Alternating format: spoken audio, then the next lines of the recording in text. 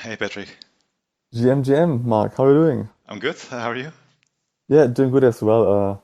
It's quite quiet out there right now, so yeah, time to do a little bit more degen stuff, a little bit more, let's say, exotic stuff. So yeah, I'm doing good, learning exciting things, and enjoying some of the more, let's say, degen routes right now. Cool. Yeah, do you have anything that you would like to talk about, or do we just want to jump in and see what this podcast really does? Nothing in particular. No, let's just go on with our portfolio and these kind of things. Okay, okay. Yeah. Did you make any challenges? Challenges. Any changes this week to your portfolio? Yeah, I think I sold all of my Solana, basically everything, all my Solana wallets. I sold Mm, everything to stables. Last time I think I had some Solana still stuck in friction, and I removed it and I sold it all. So I'm just purely stable coins right now on my Solana wallets. mm. Which is maybe like 6% of my portfolio or something, or seven or Six something. percent. Okay. Yeah, if I were to guess, to be honest. Mm, I also had some Solana in a position that was long Solana, short FIDA, bond mm, FIDA, the FIDA coin on Solend, and yeah, I actually lost money on that trade. Um, mm, Even though FIDA didn't go up more than Sol. It's just that you can't hedge it perfectly because of the loan to value ratio.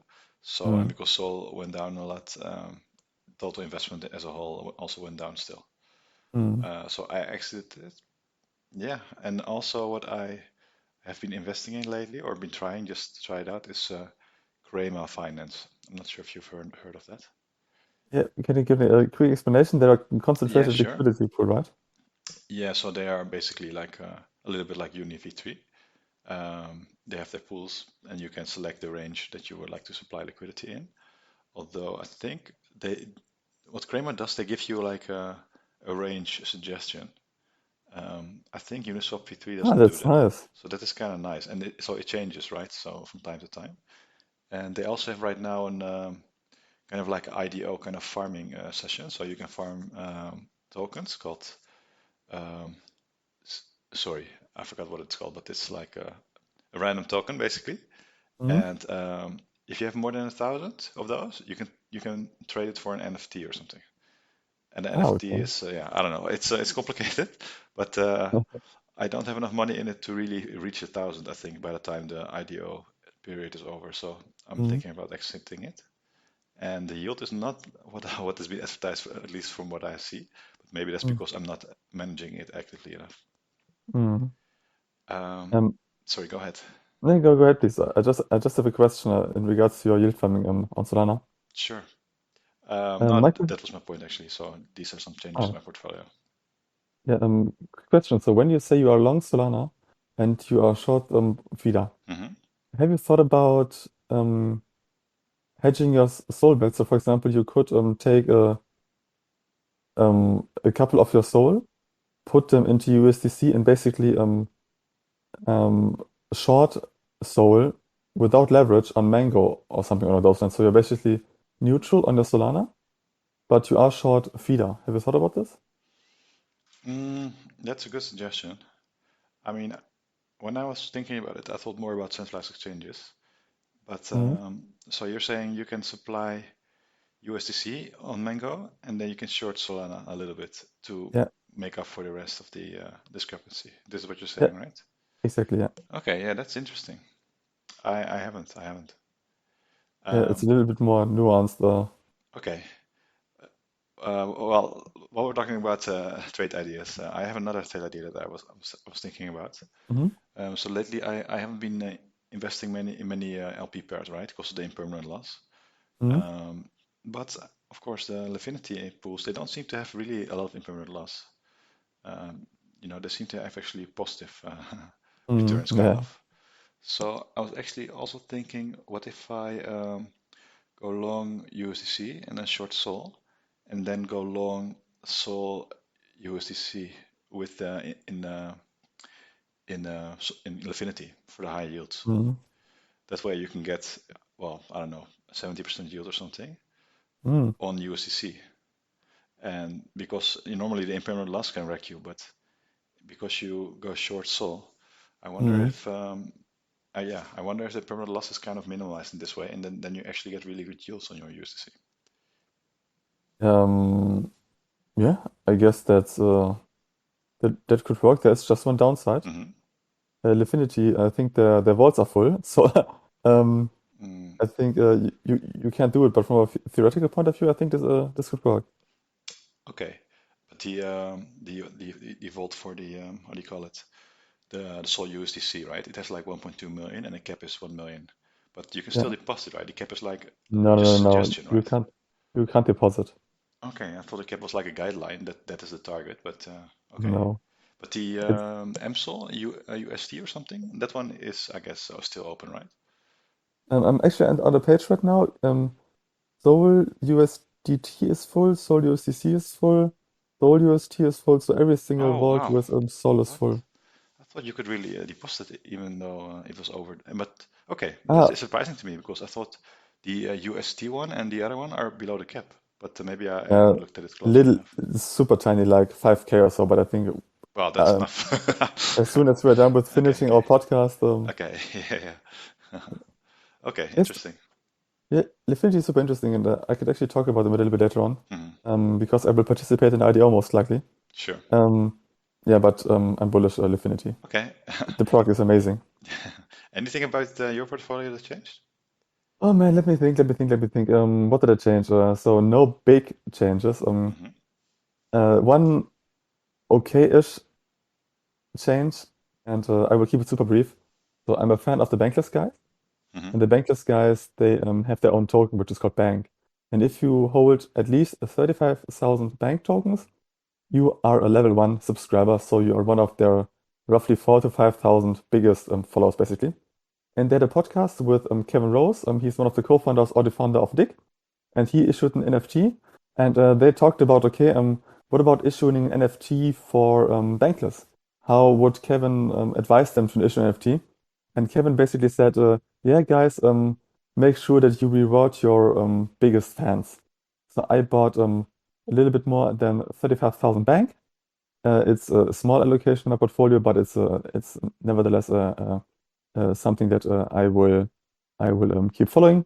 So this is the only thing, and I'm considering um, shifting more of my BTC into ETH, but I haven't done it for now because I lost track on how much BTC I have right now and how much ETH I have right now due to the program I'm using, coin tracking. So I don't know how much BTC I have right now. I don't know how much ETH I have right now. So I don't know if I want to have more or less ETH exposure. So no big changes besides the bank Okay. allocation. Okay. Well, thanks for the alpha. I think the listeners will appreciate that. Yeah. Yeah, I'm experimenting a lot Mhm, with mhm. different smaller things right now. I could tell you a little bit more later on, but let me tell you, I might be a professional NFT flipper for now. I made some nice gains. I made some nice gains. Oh, congrats, man. Yeah, thank you. Okay, what about we go into the remarkable things, if that's okay for you? Sure. Okay, do you want to start? Do you want me to start? Sure. I'll start. So there's two articles that I really thought were interesting this week. One of them is by 0x, and yeah, you know 0x, right? But I'll Yes, explain it for the listeners. go ahead, please. Yeah, Yeah, exactly. so basically 0x is an API that allows you to that basically checks whatever is the cheapest price for different places to if you want to do a swap. Basically, it's like a DEX aggregator, but it's more like a level below it. I think they don't have a front end as far as I'm aware. Mm-hmm. And they did a really thorough study on hundreds of thousands of trades on different DEXs and like Mm-hmm. also DEX aggregators like Matcha and these kind of things, PowerSwap, etc. In the ETH ecosystem, and they did a deep dive into the slippage of Mm-hmm. these trades. And yeah, I learned some interesting things. First of all, they have some really amazing charts. Of course, that is hard to explain by voice, but Mm-hmm. I will link the article in the show notes. And one of them is a histogram, which shows you basically, What is a histogram? yeah. So a histogram is basically a frequency distribution chart. So on one on the y-axis, you see how often something happens, and on the Okay. x-axis, you see the different categories. So, for Mm. instance, if you were to do a histogram of people's weights or something, it would look a little bit like a hill or something. You know, Mm. some people are very light, some people are very heavy, and in the middle there's a big tail. So this is like a histogram, and I did this histogram to see the slippage by trade size. So if you do a swap with less than $10, what is the slippage over all these hundreds of thousands of trades? And then they Mm. also Okay. compared it for higher ones. And my expectation was that if you do a small swap, so like let's say less than $100, there's not much slippage, right? Because I think it's not worth it for the MEV bots and these kind of things. Mm. But yeah, even for small, even from less than $10, you still experience some slippage. And there's also something called positive slippage. I'm not sure if you've ever seen it like on Jupiter or something where it says the price is cheaper than Mm. CoinGecko or something, right? Mm. So you also have positive slippage.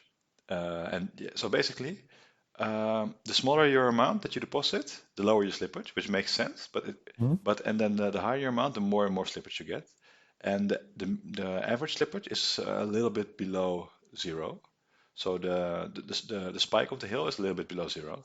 But what is interesting is that positive slippage is fat tilt. So like it happens quite often that some people have more than 10% positive slippage on a trade. Wow. So yeah, that was pretty pretty yeah Sounds amazing like the to me. business model of arbitrageurs, right? Um, sorry. Sounds like the business model of arbitrageurs. So arbitrageurs are Yeah. looking for this. Yes. Yes. But I think the issue is that they don't know in advance exactly how much their positive slippage will be. So because it depends on MEV bots and these kind of things, Mm. sniping your trade. So yeah, maybe you can arbitrage it, but you would have to be pretty smart Mm. to figure out what the Mm. MEV bots are gonna do. So that was pretty interesting. And also, there's also another chart where you can see that the slippage you put in your settings, right? Mm. That slippage is actually what the MEV bots are targeting.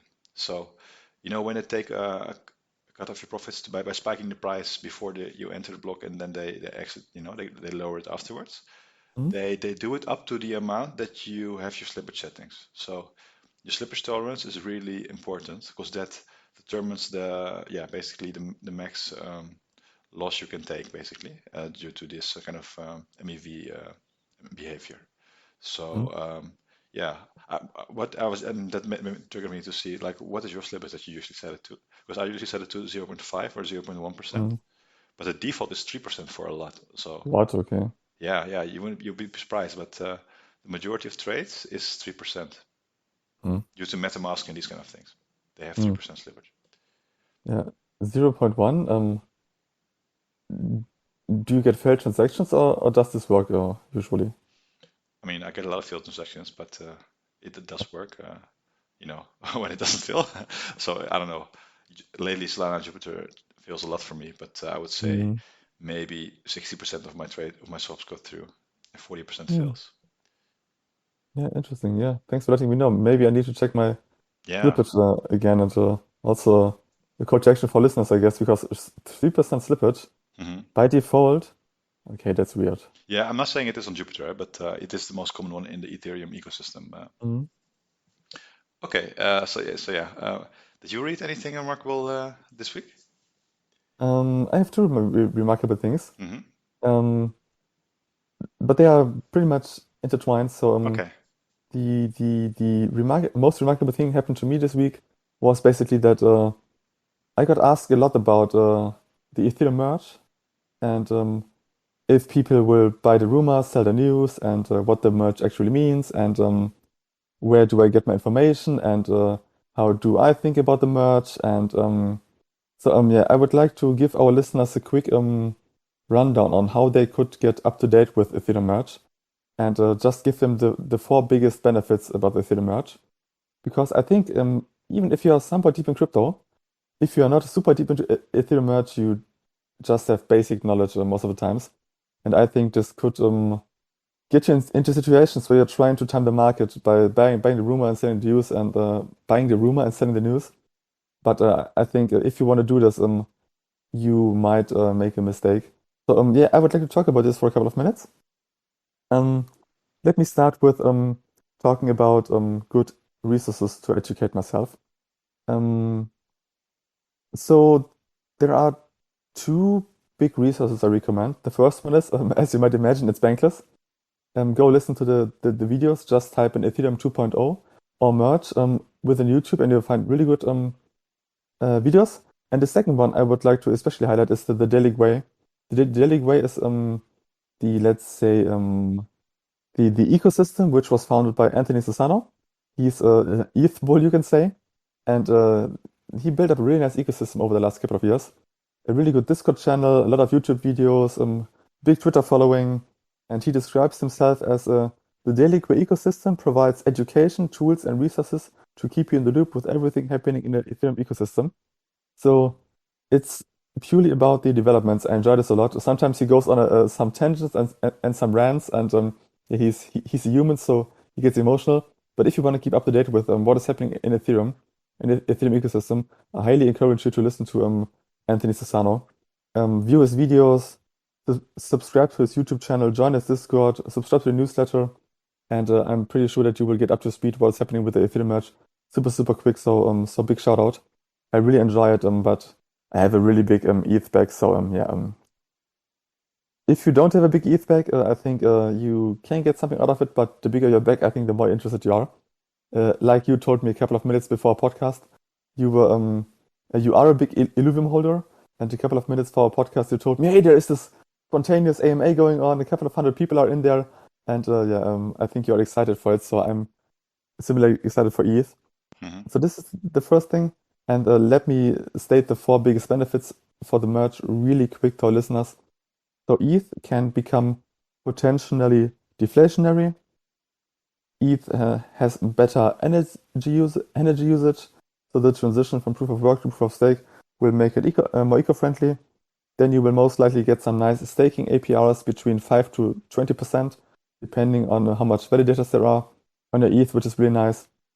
And then fourth one is the triple halvening, which basically means that the issuance of ETH will get cut down by 90%.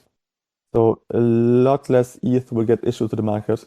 So yeah, I'm pretty bullish, I think, for the tokenomics. I could go on and on and on, but I don't want to bore our listeners who are not that much of an ETH bull. Again, I encourage everyone to listen to the Daily Gwei, Discord, YouTube, newsletter. I highly enjoy it, and yeah, if you want to get up to speed, just jump in there. So this was my first thought. A lot of people are asking me about Ethereum, and yeah, do you have anything to comment about this, or would you like to hear my second remarkable thing this week? Um, yeah, I would also like to add, I think there was a debate recently between, oh my God, I'm blanking on the names, but there's basically a proof of work versus proof of stake debate on Bankless. Yeah, Justin Drake Yeah, and Justin Drake. Alden. Yeah, exactly. So that may also be interesting. And I had just a question about the proof of stake, Patrick. Yeah, sure. Like, would it be possible for like a big company like, I don't know, BlackRock, Goldman Sachs, to just buy a whole bunch of ETH and then stake it and then decide the direction of the network or something? Yeah, that's pretty similar to what is on proof of work doing. So proof of um, stake. So on proof of work, if you have more than 50%, you can screw up the chain. And on proof of stake, it's if you have more than 1/3, you can screw up the chain. But in order to do this, you need to invest a lot of money, like you like you stretched with your reference to the big bank. And the other point is that there is this protection mechanism which is called slashing. And slashing basically means if the ecosystem sees that there is an let's say how do you call it a harmful Malicious? and malicious thank you, a malicious actor, they could slash you, and this basically means that you lose your ETH.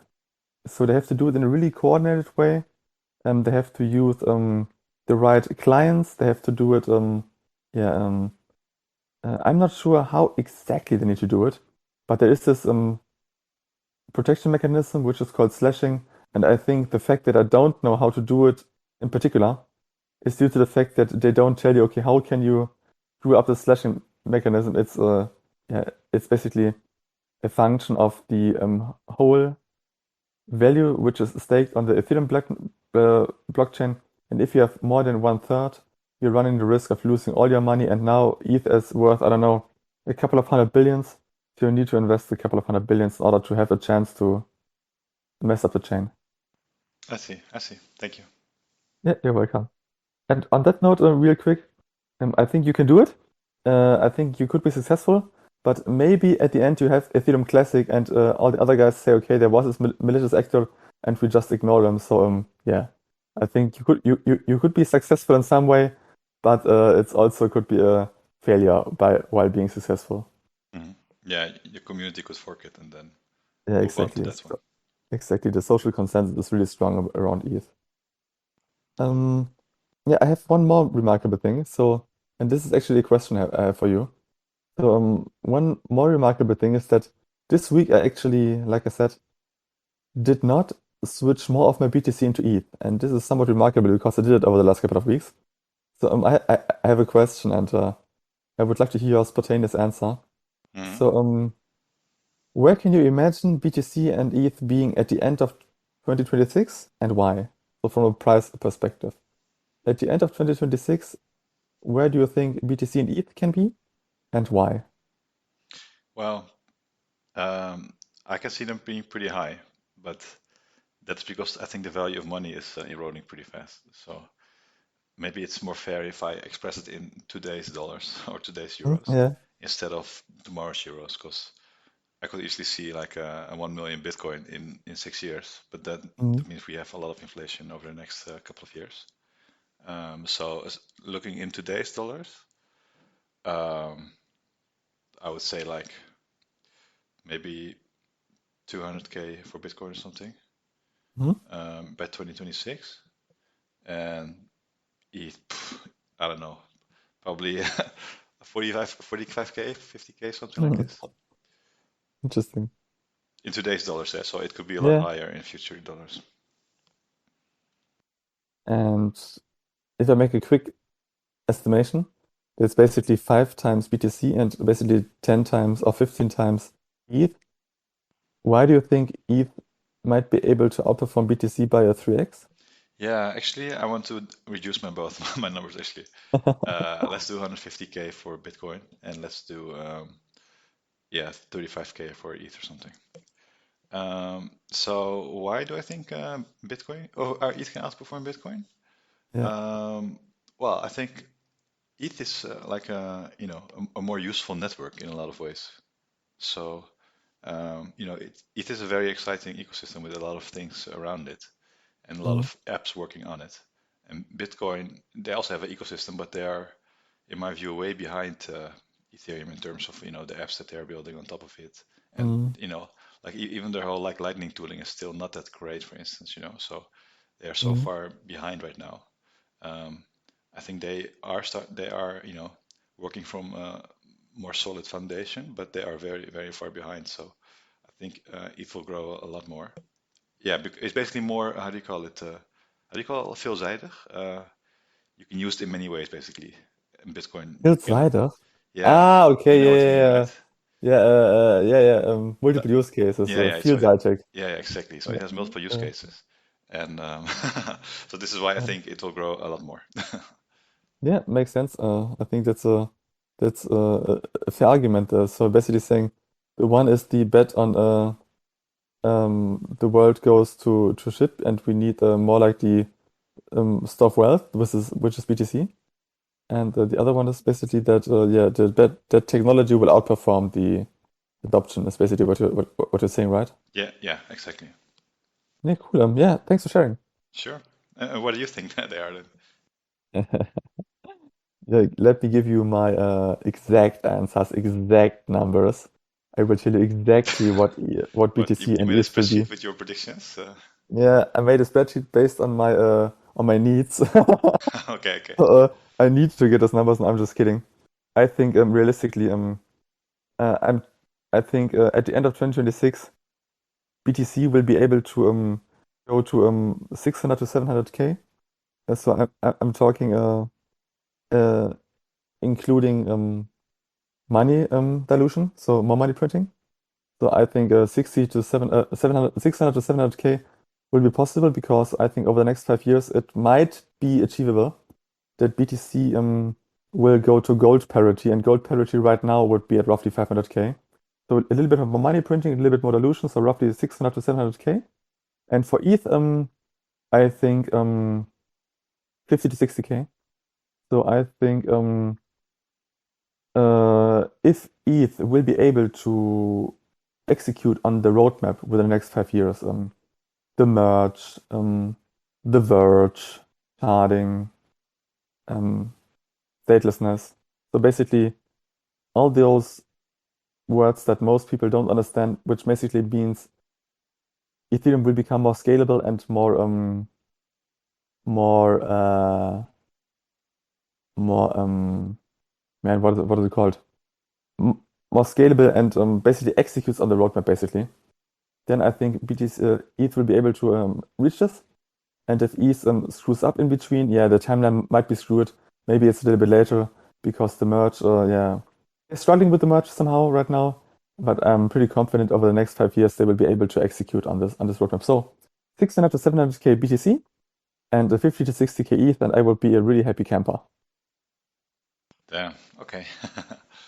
I just did a quick calculation to see what it will be in today's terms, given 20% inflation, Mhm. and that would be like 242K for Bitcoin. Yeah, And you said 50K for ETH, right? yeah, 50 to 60K, yeah. Okay, well, let's say 50, then it's 20K in today's terms. Yeah, I think that's a fair value, right? I I, hope so. I hope so.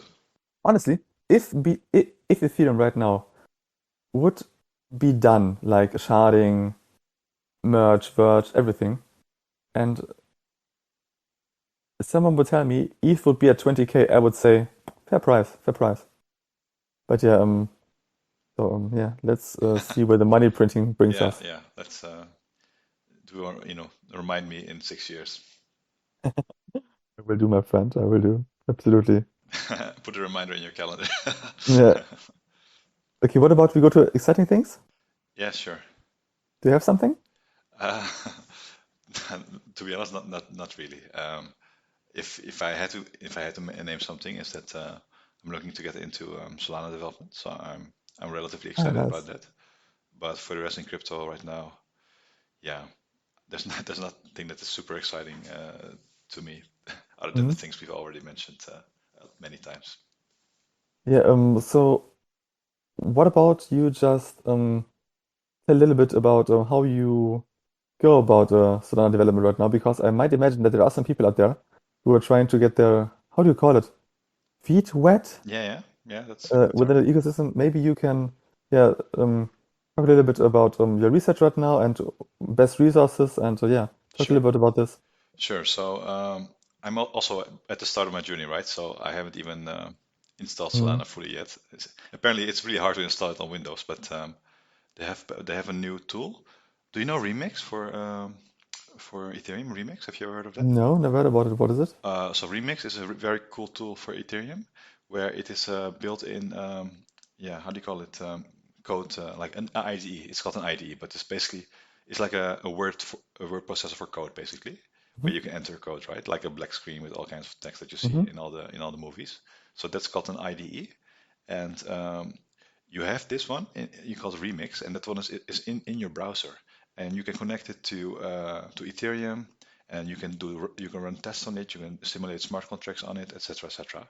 So it's a really useful tool for Ethereum developers that just want to get started. They just have to go to the browser, and it's free. You don't even have to log in, and you can immediately run smart contracts. So that makes it really simpler to become a developer and try things out for Ethereum. And Solana, they also have recently someone launched this, so that was pretty interesting. I'm lacking on the name, but I will add it to the show notes. Yeah, cool. So yeah, but basically, what I did is that yeah, to be honest, I've been following some people in the Solana ecosystem for a while, and what I do usually is I read Twitter. When there's something interesting that I like, then I basically like it, and then I use it kind of like a bookmark to read it later. Mm. So the first thing I did is I went through my bookmarks or like my likes for my Twitter for like the last Oh. couple of months, and there's a lot of ones from like Anatoly or something where he links something good, or some other people who linked something good. So that is how I collected a list of resources. And but then later on, when I started doing more research, I noticed that there's this website called soldev.io, and that one also has most of these resources as well. And you can make it even easier. You can go to the solana.com/developers, and there they have a link to soldev.io. So uh, if you, instead of following Twitter and liking things, you can just Mm. go to solana.com/developer or developers, and then you can find the useful links. But Mm. yeah, it's not. It's like an article here, an article there.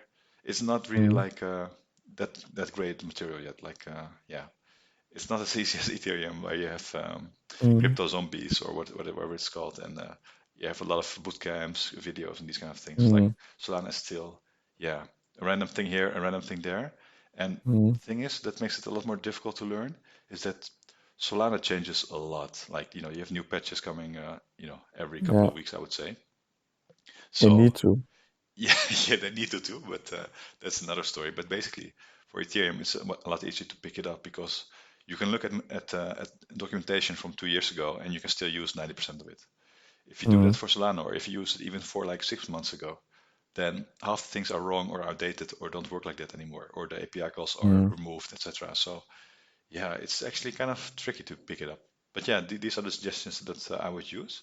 And also, it's also another good source, at least if you like Twitter, that there are some Solana developer relationships persons, and they made their own Twitter list of just the Solana development things that are Mm. interesting to the Solana developer. So I'm following that list as well to just you know keep up to date with those things. Yeah, cool. Sounds um that you need to scramble your resources, that there's not just the one good resource. Yeah, yeah, definitely. And even this official Solana documentation is outdated sometimes and stuff, so it's not Mm. that great yet. Um, Mm. but yeah, it's a relatively young ecosystem, Mm. so I think it will get better and easier. Yeah, yeah. I told you the joke a couple of days ago, and I will tell it for listeners again. Uh, damn, what was the joke again? Now we're screwing it up. Yeah. Um, damn, I forgot it. Damn. Okay, Okay, next time I will. I only remember my joke from last time. The Solana is like in Concord, but I forgot your joke. Yeah. What was your joke about? Yeah. I forgot it right now. So yeah, Okay, no listeners. worries. Spoiler cliffhanger. Next week there will be a joke. Okay, Yeah. Cool. Yeah. I just have one small exciting thing. So thanks for sharing. Um. I'm messing around with some NFT stuff, like I mentioned at the beginning, and I'm somewhat successful with doing this right now, and I might tell the exact different story next week. So to give our listeners a quick one of what I did. So I listened to an AMA of Friction about a week ago, and it was an AMA, and they basically said that the Lightning OGs, that's this is the NFT, they could be used for a token hair flop. So they use those words token hair flop, and they are basically saying token airdrop, a token hair flop. And I bought some Lightning OGs when they were at one soul. And yeah, do you want to take a guess on how much one Lightning OG is worth right now? has the airdrop already dropped or not yet? No, it's not even confirmed. It's just like a pure It's not even token hair flop, confirmed. Oh my God. pure speculation. Okay, well, let's say it doubled. Yeah, it quadrupled. Wow. So I made some nice soul with it. And then the next point is that yesterday there was the mint of the Serum Surfers. And the Serum Surfers are an NFT from Serum. I have no idea about the utility. I have no idea whatsoever if there is even a utility. And I was able to mint two of them for half a soul. And I minted one common, which I guess is worth like the floor price. And I minted one legendary, so this is quite lucky. And the legendary is roughly number 200 out of 5,000, so quite rare. And yeah, do you want to take a guess on how much the floor price is right now and how much my rank 200, roughly rank 200 Ethereum NFT server is worth right now based on Magic Eden? But how do ranks work? Like, is it rank one is the best, is the most Yeah, legendary, rarest thing? exactly, yes. So it doesn't have to do with this with when you minted it or something. It's not like the fastest minted or No, no, something. it's by It's accident, just the by best chance. characteristics, basically. Yeah, just get lucky and you get a rarer one. Okay, okay. So the floor price was half a sol, right? Um, I, When you I, I minted mi- it. I minted it for half a soul You exactly. minted it for half a sol. Okay. Then I would say the floor price moved to 2 sol, and your one moved to 10 sol. Not bad. So the floor price is right now at 1.75 soul, so almost 2 soul. And my roughly rank 200, due to the fact that people are listing their NFTs for crazy amounts sometimes, it is worth between 10 to 20 soul, I would guess. So Wow. yeah, so if this is even legit, I have no idea. Maybe it's worth like 5 soul or so, or even 2 soul. But if I take a look at other people, how they are listing their servers in this area, it's between 10 to 100 soul, but no one will buy them for 100 soul. So I think those are just crazy people and outliers. So yeah, I think it's something I'm at least enjoying to gamble a little bit around. Yeah, yeah, congratulations. That's amazing results. Are you going to sell Yeah, your NFTs yeah, I will ASAP basically or? ask. Okay. I will basically ask myself this question, I guess, over and over and over again over the next couple of days. So yeah, the Lightning OGs they went from 1 soul to I think 5 or 6 sold in between, and I haven't sold. So I don't know. I will just see how I feel, I guess. Okay. Okay. Yeah, congrats, man. Yeah. I feel a bit bad because you told me about some of these deals and I didn't participate. But yeah, it's my own fault. Yeah, I think it's just a different way to go about it. If you go about yield farming and coming up with solid strategies, I think you will for sure have a higher likelihood of making a return.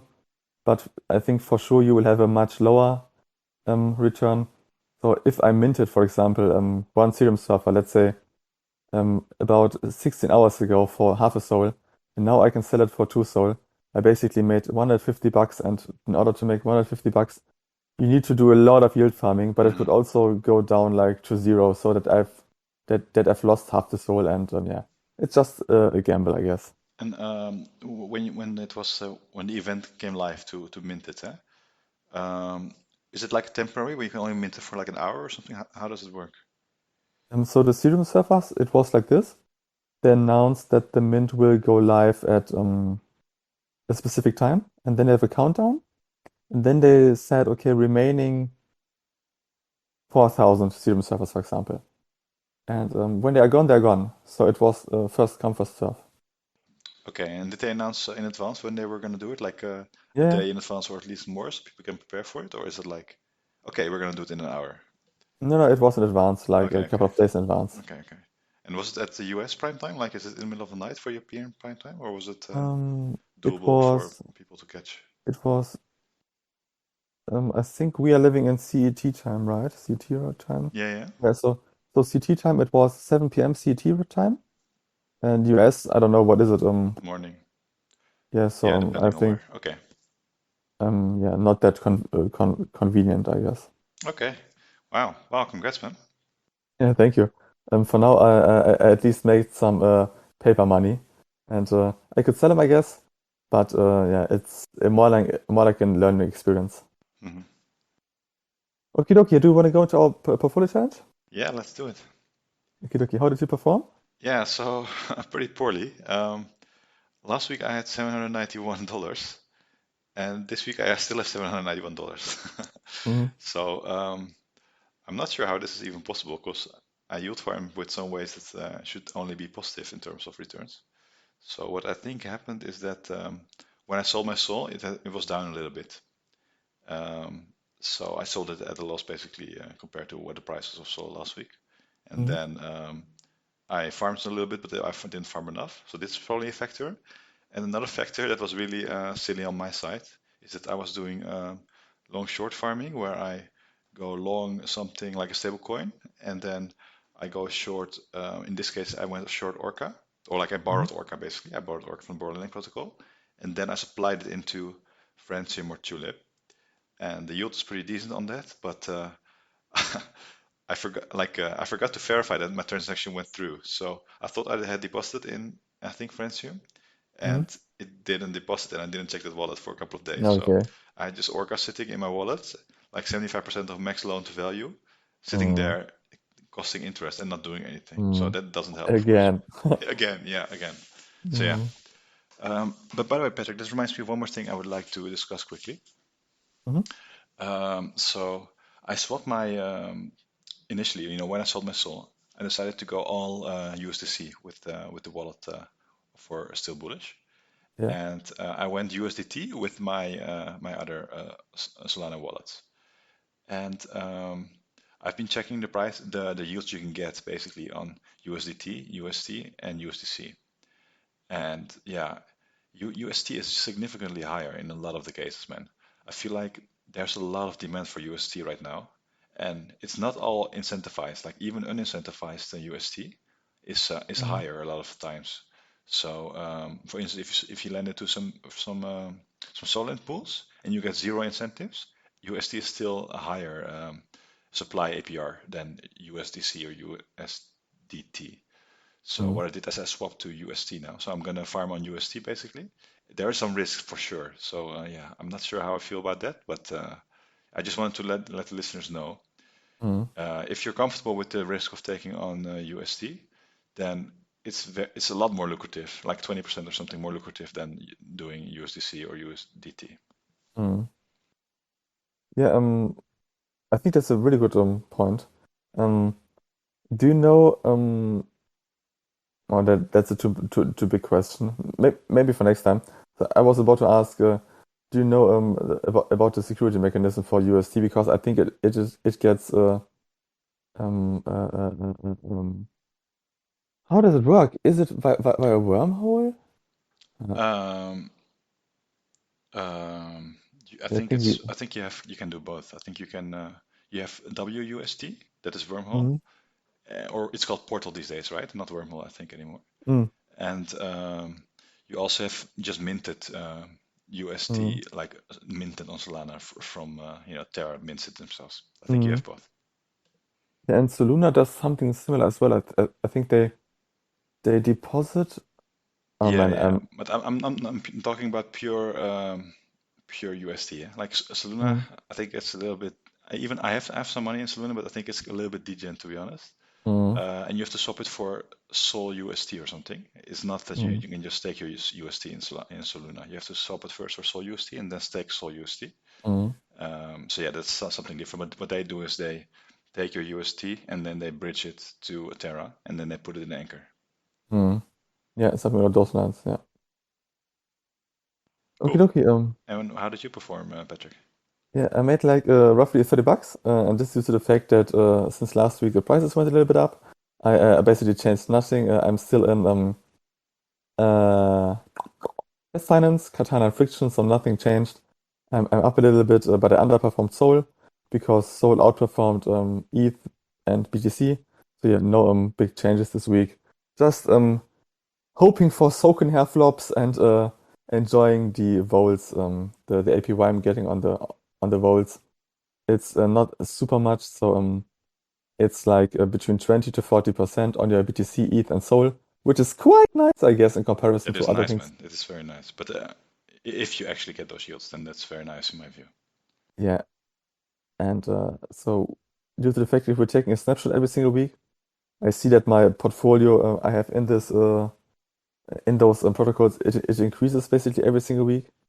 So yeah, I think they are somewhat legit on what they advertise, but they're somehow true. There are some big Twitter threads out there on how they screw with the data. So if you go into those protocols, at least try to take a look at Twitter before and type in friction, for example, friction APY, friction APR, and take a look at some threads because they mess up the data sometimes.